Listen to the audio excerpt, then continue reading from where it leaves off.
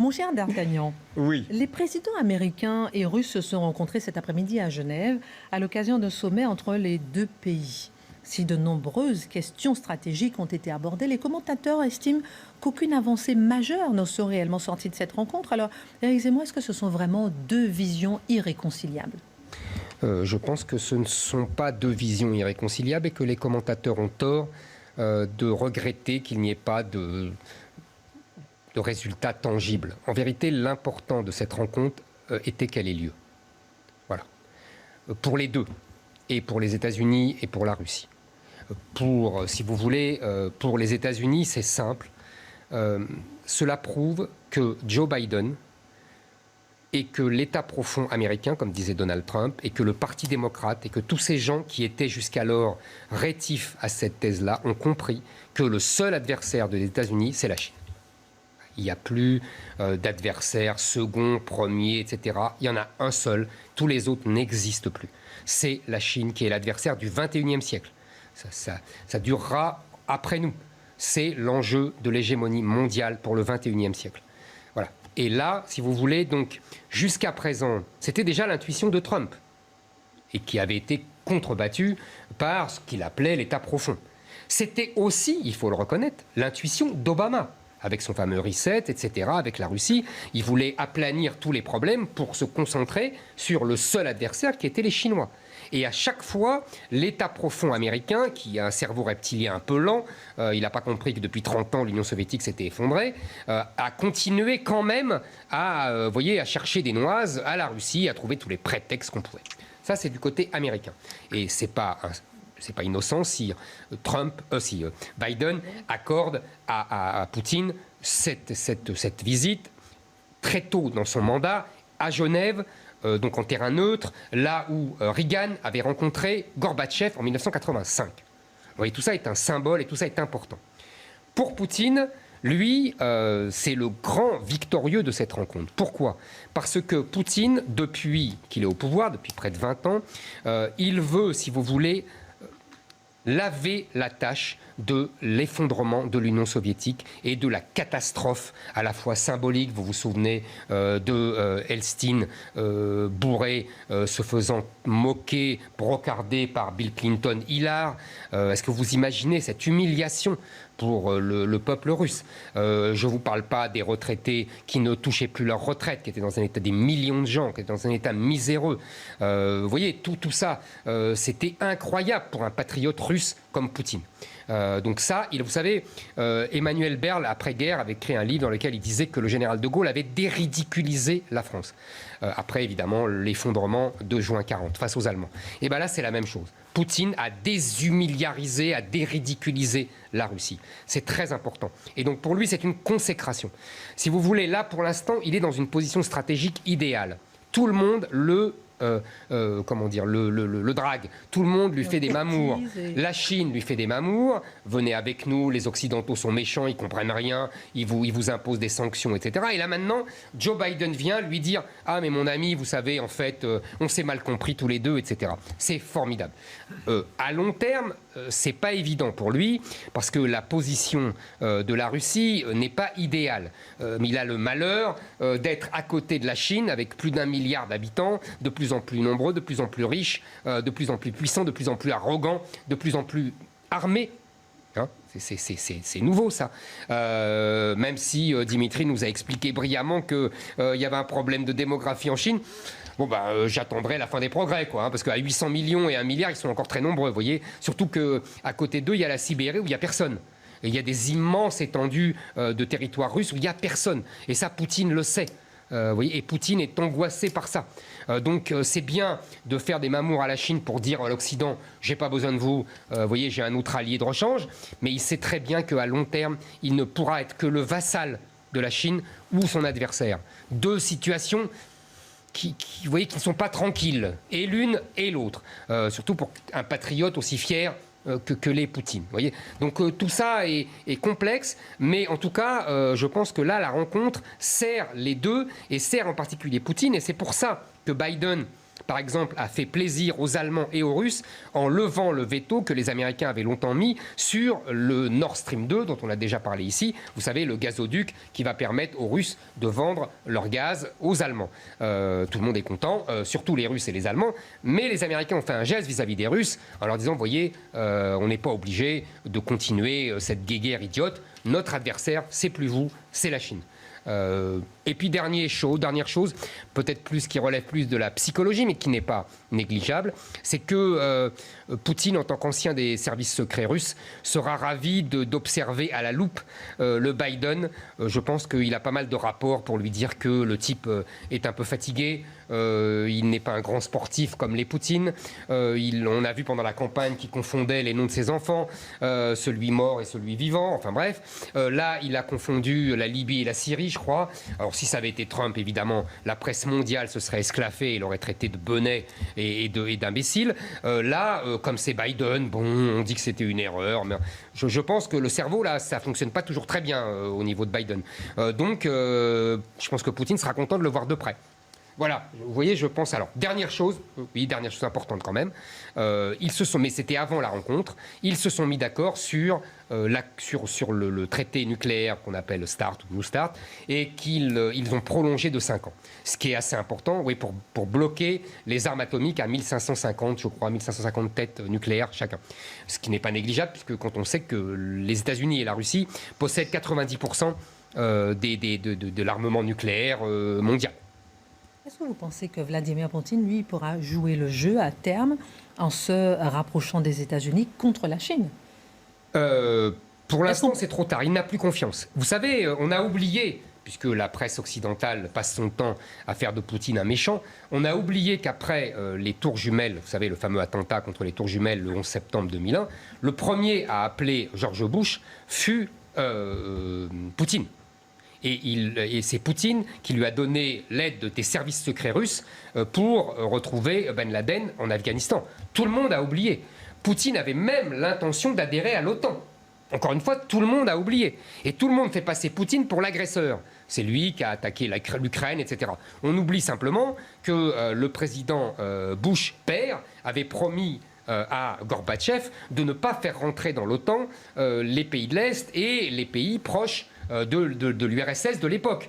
Donc, si vous voulez, c'est les États-Unis qui ont trahi leur parole. C'est les États-Unis qui mettent des troupes à quelques kilomètres de la Russie.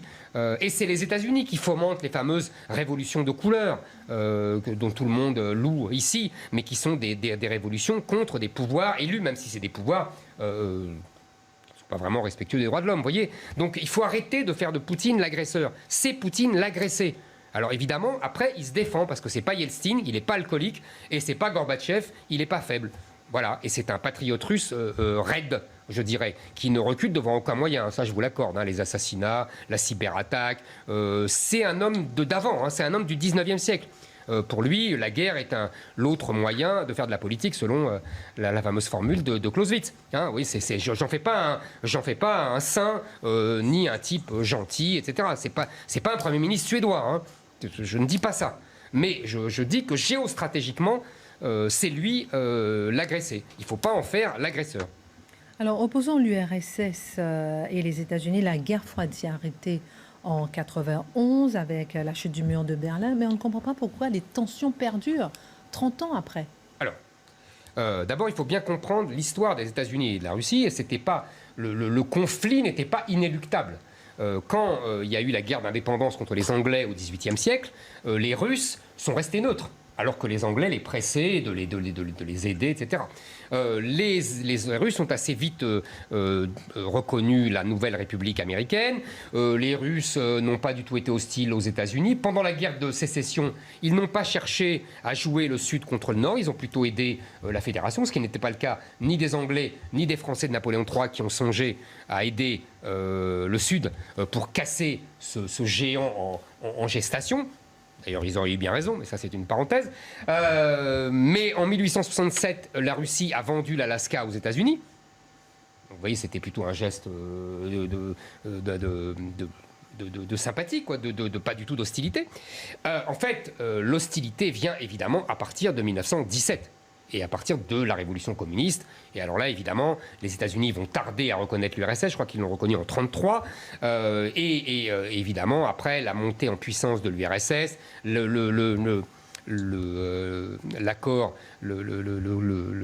de paix, enfin l'accord de non-agression avec l'Allemagne nazie n'a pas vraiment rendu très sympathique l'URSS, mais après, à partir de 1942, entre 1942 et 1945, il y a évidemment cette alliance entre les États-Unis et l'URSS qui va finir par abattre l'Allemagne nazie.